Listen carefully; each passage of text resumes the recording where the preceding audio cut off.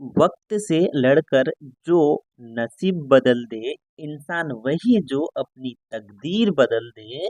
कल क्या होगा कभी मत सोचो, क्या पता कल वक्त खुद अपनी तस्वीर बदल दे। क्या पता कल वक्त खुद अपनी तस्वीर बदल दे।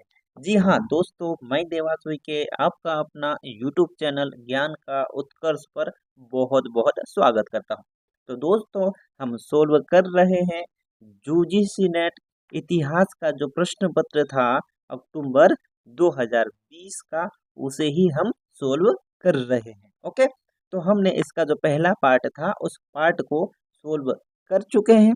ओके, ये जो पार्ट है आज अपना ये है पार्ट सेकंड। ओके, पहला जो पार्ट था वो पार्ट हम सोल्व कर चुके हैं और वो वीडियो आ चुका है अपने यूट्यूब पर। ओके, और दोस्तों यदि आपको हमारा ये पीडीएफ चाहिए तो डिस्क्रिप्शन में मैं हमारे यूट्यूब टेलीग्राम चैनल का लिंक दे दूंगा, वहां से आप हमारे टेलीग्राम चैनल में ज्वाइन हो जाएगा। वहां पर आपको पीडीएफ मिल जाएगा। ओके, तो चलिए बगैर देरी किए स्टार्ट करते हैं। ओके, चलिए दोस्तों, फर्स्ट पार्ट में हम प्रश्न क्रमांक 60 यानी 60 तक प्रश्नों को सोल्व कर चुके हैं। आज हम करेंगे प्रश्न नंबर 61 से। ओके, यानी 61 से। चलिए हम पहुंच जाते हैं प्रश्न नंबर 61 में। चलिए ये है प्रश्न नंबर 61। ओके, तो चलिए हम यहाँ से स्टार्ट करते हैं।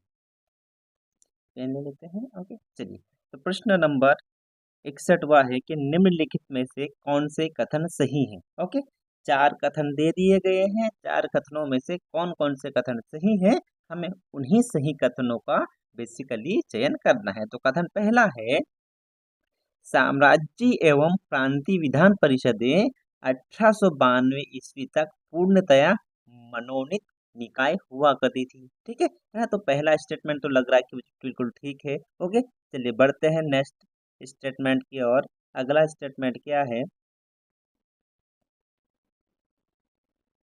अगला स्टेटमेंट है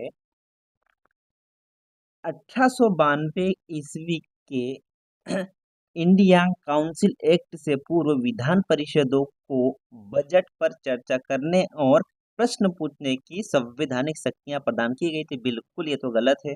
ओके, चलिए उसके बाद में तीसरा है इल्बर्ट विधेयक, है ना। इल्बर्ट विधेयक पर मचा तूफान श्वेत नस्लवादी की सर्वाधिक उग्र अभिव्यक्ति थी, यद्यपि यह कोई एकांकी मामला नहीं था। तो दोस्तों ये भी बिल्कुल सही है। ओके, और चौथा स्टेटमेंट है कि 1909 मार्ले मिंटो सुधारों ने प्रांतीय स्तर पर द्वैध शासन यानी डैर्की प्रदान किया। तो ये भी बिल्कुल गलत है। तो इस प्रकार से हम देखेंगे पहला और तीसरा जो स्टेटमेंट था वो सही है ना। तो वो है ऑप्शन ऑप्शन डी में। तो इस प्रकार से अपना option D is the right answer. Okay, चलिए बढ़ते हैं नेक्स्ट प्रश्न की ओर। नेक्स्ट प्रश्न है, थोड़ा सा इसको ऊपर कर लेते हैं, थोड़ा सा जूम कर लेते हैं ताकि हमें कोई प्रॉब्लम ना हो। ओके, हाँ, नेक्स्ट प्रश्न है, भाषाई आधार पर राज्यों के पुनर्गठन के लिए नेहरू की हिचकिचाहट को निम्नलिखित में से किनका समर्थन प्राप्त था? क्या पूछा जा रहा है आपसे? प्रश्न में आपसे पूछा जा रहा है कि जो भाषाई आधार पर राज्यों के लिए पुनर्गठन किए के लिए नेहरू की जो हिचकिचाहट थी उसको निम्नलिखित में से किनका समर्थन प्राप्त था, जी आपसे पूछा जा रहा है। ठीक, तो महात्मा गांधी का ये तो नहीं था। ओके, उसके बाद में सरदार वल्लभ भाई पटेल का ये भी था, और चौथा सी राजगोपालाचारी का। ठीक है, एम एम एस नंबूदरी ये भी नहीं थे। ठीक है, उसके बाद में दूसरा और चौथा किसमें ये है? ऑप्शन डी में। इस प्रकार से option D is the right answer. Okay, चलिए बढ़ते हैं नेक्स्ट प्रश्न की ओर। नेक्स्ट प्रश्न है, कर लेते हैं। नेक्स्ट प्रश्न है, स्वदेशी आंदोलन के संबंध में निम्नलिखित कथनों में से कौन से कथन सही हैं? ओके, जो कथन सही हैं उनका हमको बेसिकली चयन करना है। ओके, तो पहला कथन है ना, सही पूछा गया है। ओके, है ना, पहला है स्वदेशी आंदोलन की औपचारिक घोषणा 7 अगस्त 1904 को की गई थी। 7 अगस्त 1904 को, बिल्कुल ये तो हो ही नहीं सकता ना, ठीक है, क्योंकि है ना, बंगाल विभाजन कब हुआ था, 1905 में, तो हो ही नहीं सकता। ओके, चलिए उसके बाद में दूसरा है, इस आंदोलन के दौरान गणपति और शिवाजी उत्सव जैसे पारंपरिक लोकप्रिय, है ना, पारंपरिक लोकप्रिय उत्सवों, यात्रा जैसे पारंपरिक लोक रंगमंच रूपों का व्यापक रूप से रचनात्मक प्रयोग किया गया था। बिल्कुल दूसरा कथन सही है। ओके, उसके बाद में तीसरा कथन है, भारतीय राष्ट्रीय कांग्रेस ने 1905 में बनारस में हुए अपने अपने सत्र में स्वदेशी के आह्वान को स्वीकार करने से मना कर दिया। बिल्कुल ये भी गलत है दोस्तों। ओके, फिर चौथा स्टेटमेंट है कि बहिष्कार की तकनीक में विदेशी वस्तुओं, सरकारी विद्यालयों, न्यायालयों, पदवियों और सरकारी सेवा का बहिष्कार शामिल था। ये भी बिल्कुल सही है। ओके, तो दूसरा और चौथा किस में है, ये है ऑप्शन ए में। तो इस प्रकार से अपना option A is the right answer हो जाएगा। ओके, चलिए फिर से बढ़ते हैं नेक्स्ट प्रश्न की ओर। नेक्स्ट प्रश्न है, थोड़ा सा इसको ले लेते हैं ना।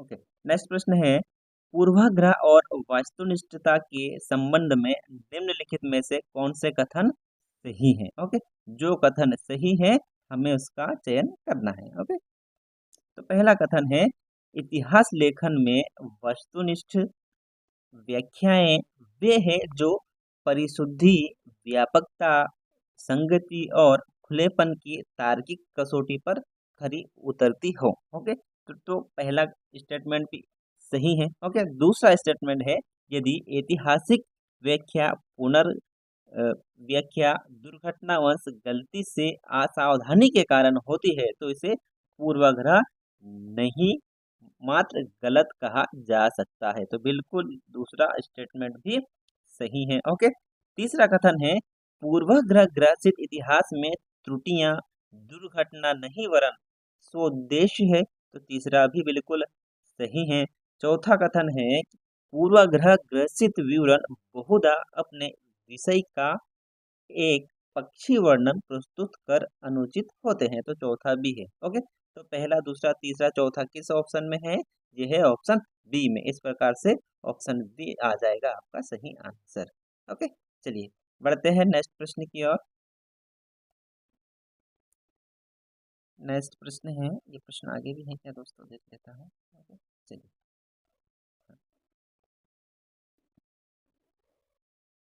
चलिए नेक्स्ट प्रश्न है, थोड़ा सा इसको इधर ले लेते हैं।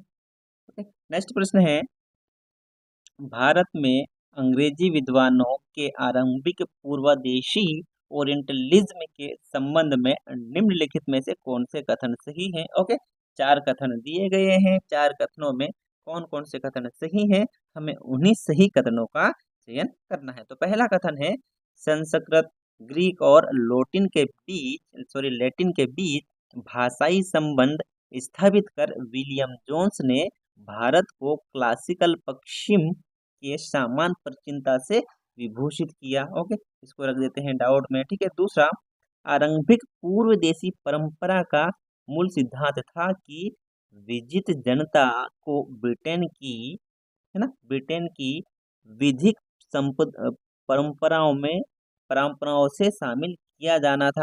ठीक है, चलिए, हाँ, तो क्या है, आरंभिक पूर्वदेशी परंपरा का मूल सिद्धांत था कि विजित जनता को ब्रिटिश की विधिक परंपराओं से शासित किया जाना। तो बिल्कुल ये तो उद्देश्य था ही था उनका, है ना। चलिए, फिर नेक्स्ट स्टेटमेंट है,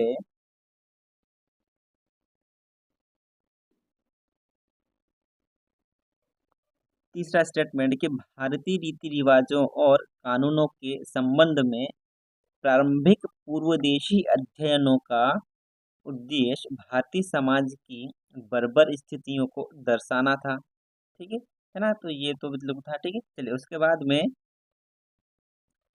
चौथा स्टेटमेंट है, पूर्व देशी परंपरा के आरंभ से आगे चलकर Calcutta Madrasa Asiatic society of Bengal की स्थापना हुई। तो ये भी बिल्कुल सही है चौथा कथन तो।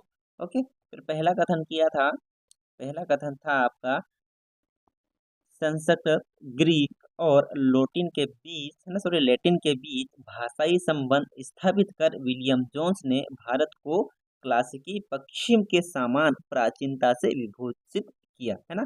सही कथन पूछा जा रहा है, ठीक है। तो पहला कथन और चौथा कथन जो है वो आपका सही है। ओके, पहला और ये चौथा, है ना, पहला और चौथा किसमें, ऑप्शन डी में। ओके, तीसरा जो कथन है ये गलत है। ओके ओके, तो दोस्तों इस प्रकार प्रश्न नंबर 65वां का आंसर आ जाएगा पहला और चौथा। ओके, पहला और चौथा, पहला और चौथा किसमें, ये है ऑप्शन बी में। इस प्रकार से इसका option B is the right answer हो जाएगा आपका। ओके, चलिए बढ़ते हैं नेक्स्ट प्रश्न की ओर।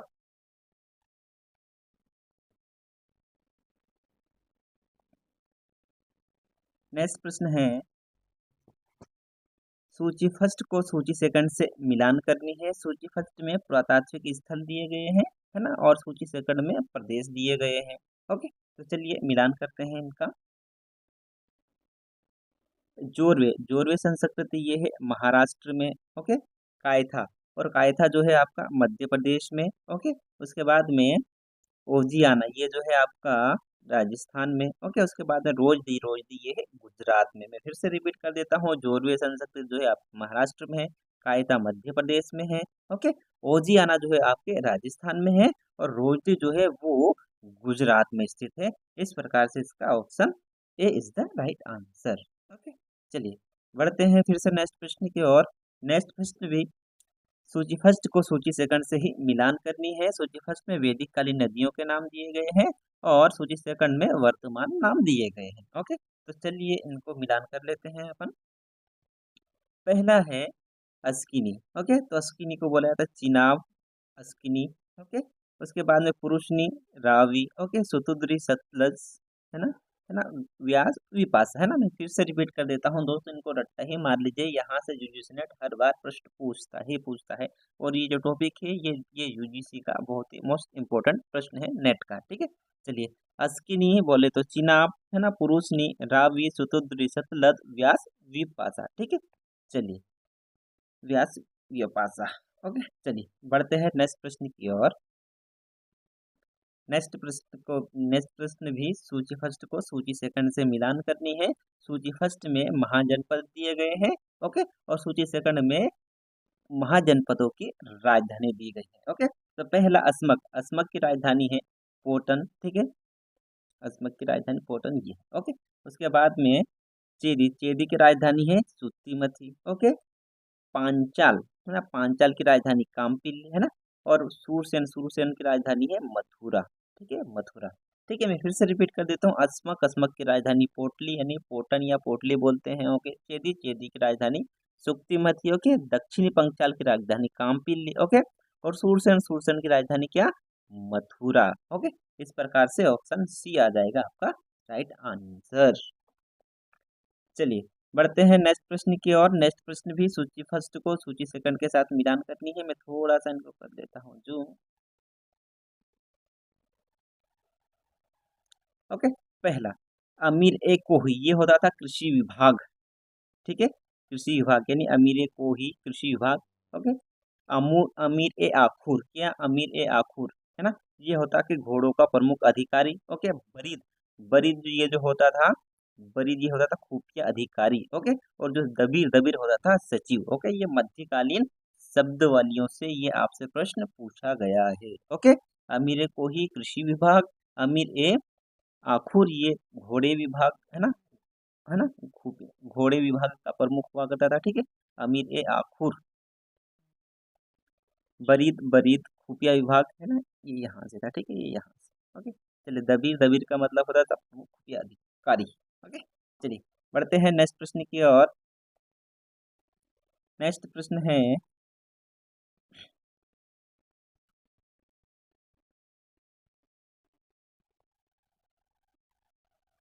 नेक्स्ट प्रश्न है, सूची फर्स्ट को सूची सेकंड से मिलान करनी है। सूची फर्स्ट में चित्रकला तकनीक दी गई है, और सूची सेकंड में उनका अर्थ दिया गया है। ओके, तो चलिए मिलान करते हैं।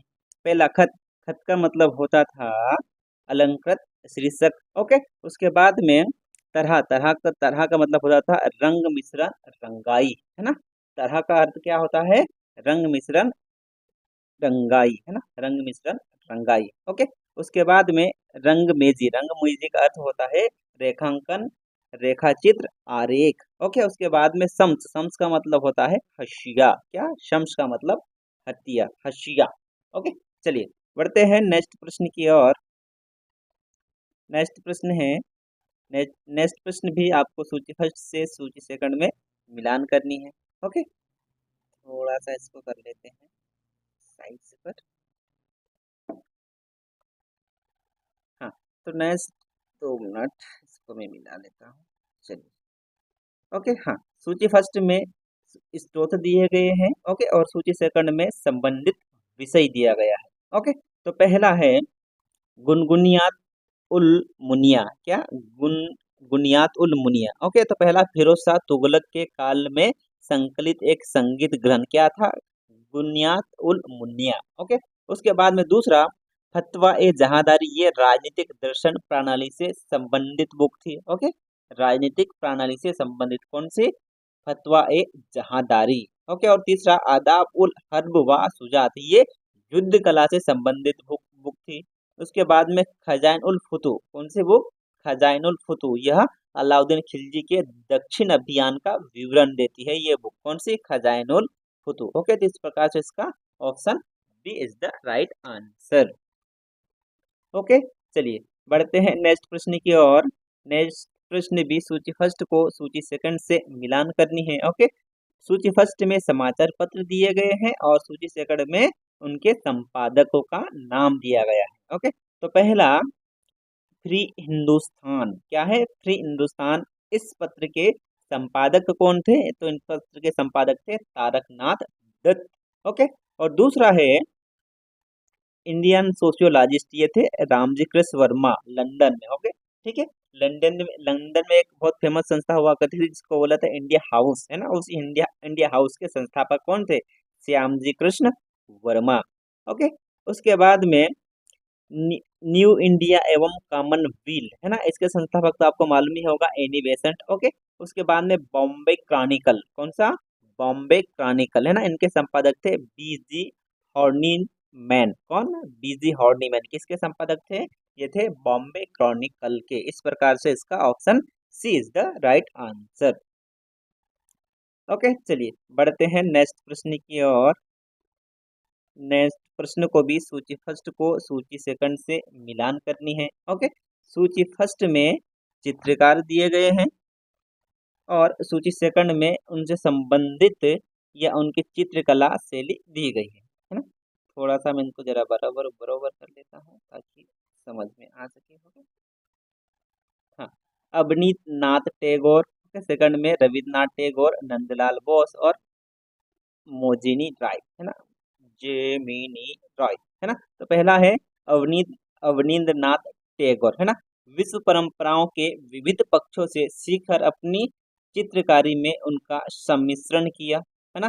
दूसरा सामान्य पेटेंट और वस्तुओं का कल्पना पेटेंट जादू के साथ सम्मिश्रण, एक व्यक्ति शैली विकसित की जो ग्राम्य परंपरा के निकट थी। अपनी चित्रकारी में भोलेपन और परिष्कृत को मोहक तरीके से चुना, है ना, मोहक तरीके से बुना, है ना। दोस्तों इसका आप आंसर दीजिएगा मुझे, है ना, कमेंट में। ओके। ये प्रश्न आपके लिए। ओके। चलिए बढ़ते हैं नेक्स्ट प्रश्न की ओर।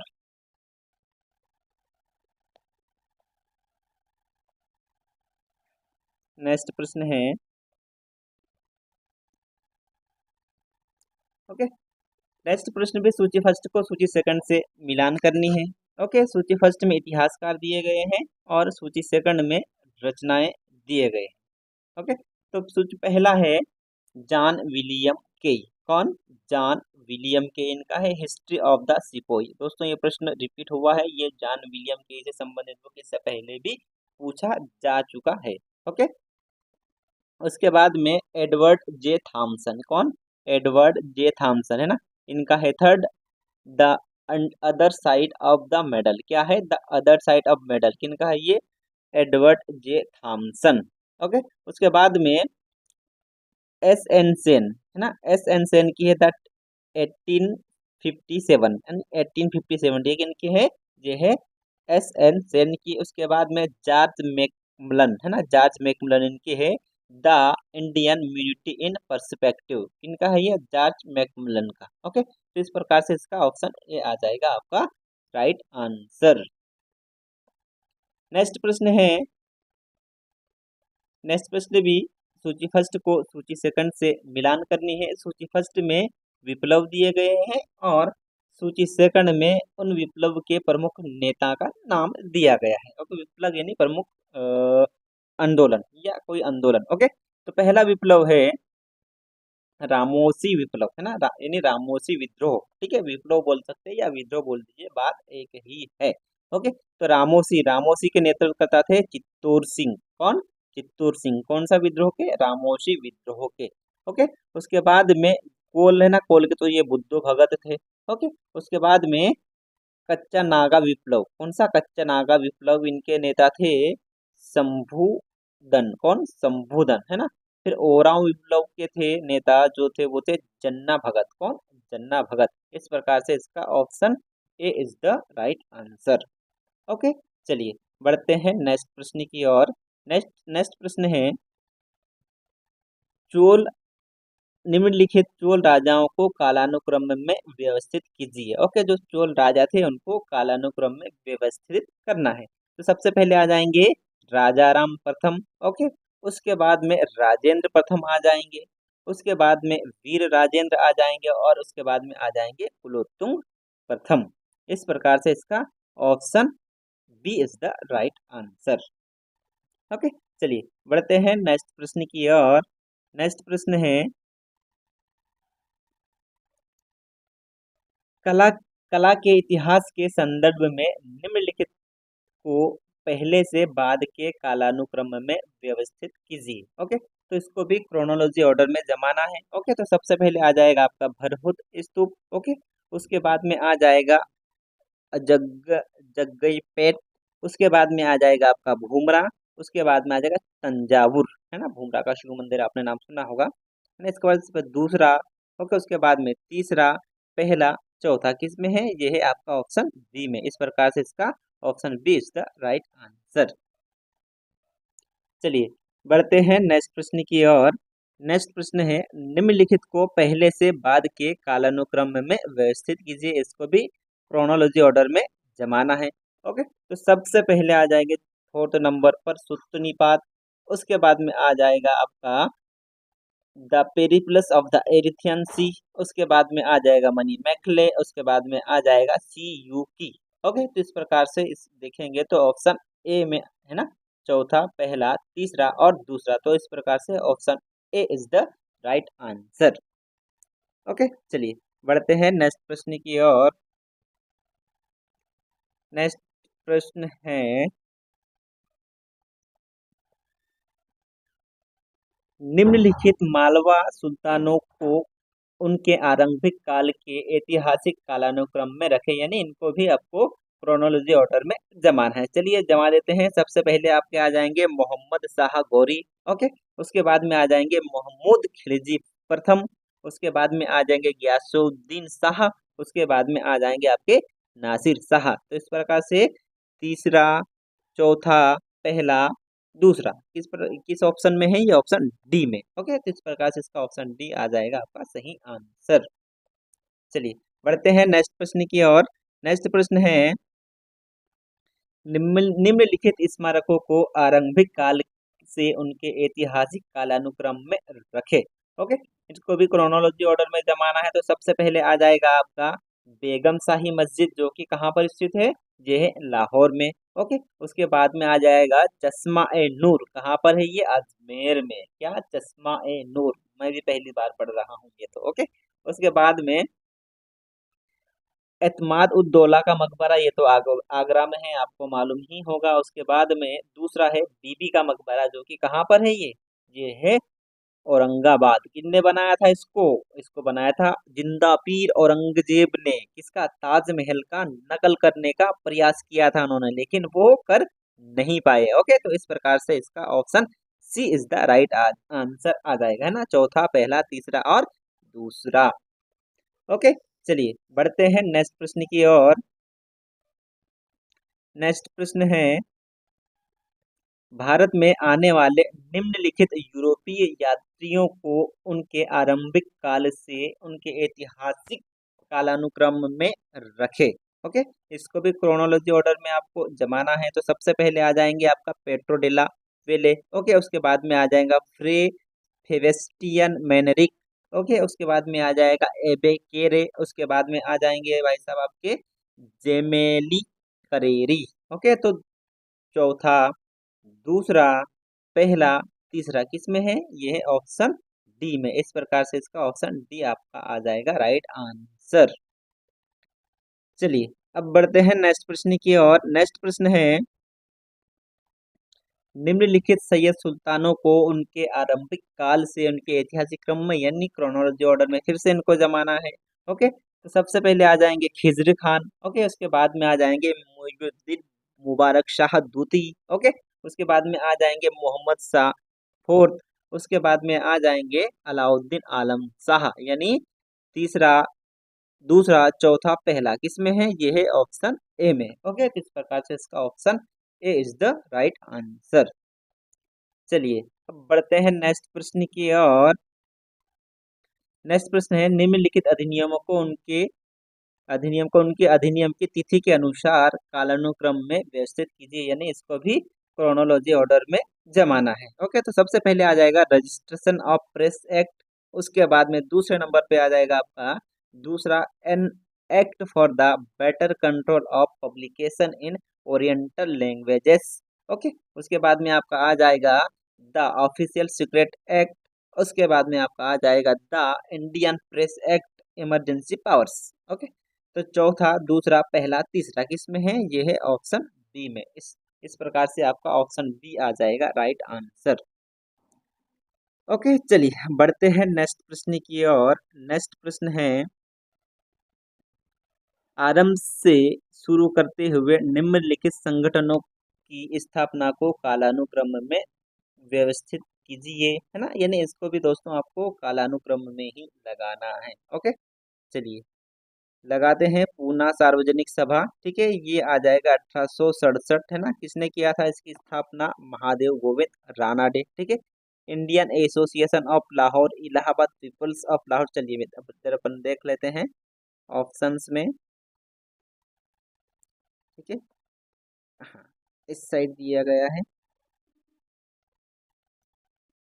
ना। मद्रास महाजन सभा, ये आपका आ जाएगा 1884। ठीक है, 1884 आपका मद्रास महाजन सभा। ठीक है, 1867 में आपका आ जाएगा पूना सार्वजनिक सभा। ओके, राजमुंद्री रिफॉर्म एसोसिएशन, है ना। दोस्तों इनका आप देख करके मुझे बताइएगा, इसमें मुझे भी डाउट है बाकी, है ना। दूसरा, तीसरा, चौथा में। ओके, चलिए ये पूना सार्वजनिक सभा ये जो है आपका 1867 में। ओके, उसके बाद में मद्रास महाजन सभा ये 1884। ओके, तीन का आप देख करके मुझे कमेंट में बताइएगा। ओके, ये प्रश्न आपके लिए। चलिए बढ़ते हैं फिर से नेक्स्ट प्रश्न की और। नेक्स्ट प्रश्न है, आरंभ से शुरू करते हुए निम्नलिखित संस्थाओं की स्थापना को कालानुक्रम में व्यवस्थित कीजिए। तो सबसे पहले आपका आ जाएगा कलकत्ता मदरसा। ओके, उसके बाद में आ जाएगा Asiatic society of Bengal. Okay, है ना, 1784 आपने पढ़ा ही होगा। तीसरा है संस्कृत कॉलेज बनारस। ओके, उसके बाद में आ जाएगा आपका फोर्ट विलियम कॉलेज, है ना। 1800 में इसकी स्थापना की गई थी, है ना। 1800 में, ठीक है, 1800 में, 1900 में, है ना। चलिए इस प्रकार से इसका option B is the right answer, है ना। आई थिंक ये 1800 में किया था दोस्तों, है ना। 1800 में किसका? फोर्ट विलियम कॉलेज की स्थापना। ओके, चलिए बढ़ते हैं नेक्स्ट प्रश्न की ओर। नेक्स्ट प्रश्न है, नेक्स्ट प्रश्न जो कथन एवं कारण से संबंधित प्रश्न है ना। ए में अभिकथन दिया गया है और आर में कारण दिया गया है। ठीक है, अभिकथन ए है, ऐसा माना जाता है कि हड़प्पा सभ्यता के लोगों के दजला फरात नदी घाटियों के लोगों के साथ व्यापारिक संबंधित है, बिल्कुल सही है ये भी। ओके, और तर्क आर है, बीच में हम क्या लगाते हैं, क्योंकि। ओके, क्योंकि ऐसा कोई प्रातात्विक साक्ष्य नहीं है जो मेसोपोटामिया के साथ व्यापारिक संबंधों की परिकल्पना की पुष्टि करता है। ठीक है, तो दोस्तों ये आर स्टेटमेंट ये गलत है। ठीक है, तो यानी पहला सही है, मतलब ए सही है परंतु आर गलत है। इस प्रकार से इसका ऑप्शन सी आ जाएगा राइट आंसर। ओके, चलिए बढ़ते हैं नेक्स्ट प्रश्न की ओर। नेक्स्ट प्रश्न है, ये भी कथन एवं कारण से संबंधित प्रश्न है। कथन है, गुप्त काल में हिंदू धर्म विशेषता भागवत धर्म या वैष्णव धर्म का उत्थान हुआ, बिल्कुल सही है, क्योंकि पाहन के कथन के अनुसार इस काल के दौरान बौद्ध धर्म फल फूल रहा था। यह भी कहा जा सकता है कि सांची के महास्तूप के 4 प्रवेश द्वारों पर बुद्ध की 4 प्रतिमाएं स्थापित की गई थी। इस काल के दौरान ही नालंदा में बौद्ध शिक्षा का केंद्र बन गया था। ओके, तो दोस्तों अभी कथन ए भी सही है, आर भी सही है, परंतु ए आर की सही व्याख्या नहीं करती है। इस प्रकार से ऑप्शन बी आ जाएगा। ए और आर दोनों सही हैं, परंतु आर ए की सही व्याख्या नहीं करती है। ओके, तो चलिए बढ़ते हैं नेक्स्ट प्रश्न की ओर।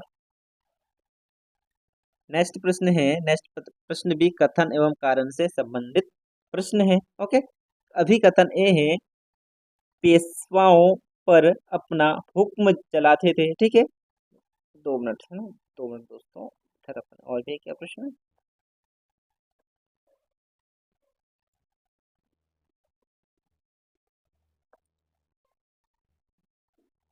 चलिए पढ़ते हैं आप प्रश्न को, है ना। अभी कथन ए है, पेशवाओं पर अपना हुक्म चलाते थे, है ना, पेशवा सरदारों पर अपना हुक्म चलाते थे, विजित क्षेत्रों में अपने लोगों को नियुक्त करते थे और इस उस क्षेत्र का लगातार विस्तार करते थे जहां से वे चौथ और सरदेशमुखी की वसूली करते थे। क्योंकि पेशवाओं ने दो शासकों छत्रपति और मुगल बादशाह के प्रति अपनी निष्ठा व्यक्त की और दोनों से ही वास्तविक स्वायत्तता हासिल की। दोस्तों यदि हम बीच में क्योंकि लगाते हैं तो ये स्टेटमेंट सही बैठता है। इस प्रकार ए तथा आर दोनों सही हैं तथा आर ए की सही व्याख्या नहीं करती है। तो देखेंगे, है ना, आर ए की सही व्याख्या नहीं करती है परंतु दोनों सही हैं। ओके, तो इस प्रकार से इसका आ जाएगा option B is the right answer. Okay, चलिए फिर से बढ़ते हैं नेक्स्ट प्रश्न की ओर। नेक्स्ट प्रश्न भी कथन एवं कारण से संबंधित प्रश्न है। कथन है, भारतेंदु हरिश्चंद्र ने राजनीतिक और सांस्कृतिक ढांचे के भीतर राष्ट्रवादी सोच और लेखन की अपनी विशिष्ट शैली की रचना और विकास किया। ओके, क्योंकि ब्रिटिश राज के अधीन होने के कारण भारतेंदु हरिश्चंद्र को शासकों के प्रति और प्रचंड देशभक्ति के सह अस्तित्व में कोई विरोधाभास नहीं दिखाई दिया। ओके, यदि बीच में हम क्योंकि लगाते हैं तो ए और आर दोनों सही हैं तथा आर ए की सही व्याख्या करती है। इस प्रकार से option A is the right answer. Okay, चलिए बढ़ते हैं नेक्स्ट प्रश्न की ओर। नेक्स्ट प्रश्न है, नेक्स्ट प्रश्न भी कथन एवं कारण से संबंधित प्रश्न है। कथन ए में कहा है, औपनिवेशिक विज्ञान औपनिवेशिक समग्र के ताने बाने के साथ अभिन्न रूप से गुथा हुआ था। क्योंकि औपनिवेशिकता विज्ञान बहुत स्पष्टता के साथ नहीं आया, सार्वभौमिकता और विज्ञान की उपादेयता के दावों ने इसकी पहचान को धुंधला कर दिया। ओके, यदि हम बीच में क्योंकि लगाते हैं तो ये स्टेटमेंट बिल्कुल सही बैठता है। इस प्रकार ए और आर दोनों सही हैं तथा आर ए की सही व्याख्या नहीं करती है। ओके, तो इस प्रकार से इसका option A is the right answer. Okay, चलिए बढ़ते हैं नेक्स्ट प्रश्न की ओर। ओके, तो दोस्तों ये प्रश्न नंबर 91 से लेकर के 95 तक ये स्टेट यहाँ पर एक गद्यांश दे दिया है और गद्यांश को देख करके आपको इसका आंसर करना है। ओके, आप पढ़ सकते हैं गद्यांश। ओके, हाँ, फिर क्वेश्चन नंबर 91 से लेकर के 95। ओके, 95 तक। उसके बाद में 96 से लेकर के, है ना, ये दिया गया है 96 से लेकर के 100 तक के, ये भी आपके गद्यांश दिए गए हैं। गद्यांश को पढ़ करके आपको आंसर देना है। तो ये आप अपने गद्यांश के अनुसार पढ़ करके देख सकते हैं। ओके, चलिए।